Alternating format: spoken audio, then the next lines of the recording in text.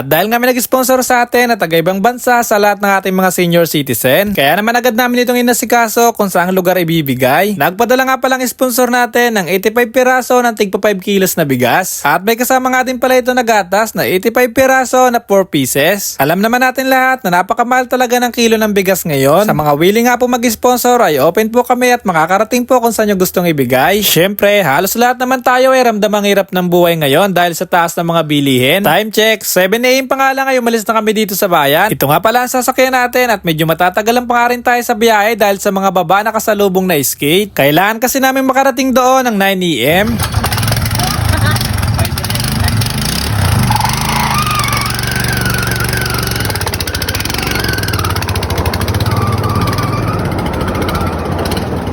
Medyo natagalan nga din kami sa biyahe dahil sa mga ganitong pagkakataon nakasalubong, nakargado din. Tulong-tulong na nga din sa pagbababa nito para mapabilis dahil may nabol din kaming oras. Hindi kasi natin pwedeng pagantayin ang mga senior citizen dahil alam naman natin na may edad na rin sila. Kung napanood nyo nga yung last video namin na nagsulisit din kami sa tindahan para itulong sa mga senior citizen, konti nga lang yung naibigay namin bigas noon dahil konti nga lang din yung nakolekta namin na fund. Kaya laking pasasalamat namin na may mabuting puso na nakapansin sa video namin. At ayan, nakarating na nga kami sa Barangay Mangayaw, Tagkawayan, Quezon, na kung saan dito natin lahat ibibigay ang tulong ng sponsor. Thank you so much po sa tumulong ng pagbubuhat ng bigas natin para dalahin sa bayan na yon dahil dito tayo mamimigay. Thank you so much din po sa mga kagawad na tumulong para mabuo ang programa na ito. At syempre sa ating punong barangay, na-arrange na nga din pala namin dito ang mga bangko para makaupo ang mga senior citizen. At pagkatapos nga ay nag-intay na rin tayo ng konting oras para dun sa iba na hindi pa nadating. Sobrang nakakataba nga din ng puso na tumulong sa maliit man o malaking bagay. And so ayan, nag-pray nga pala muna kami bago mag-start.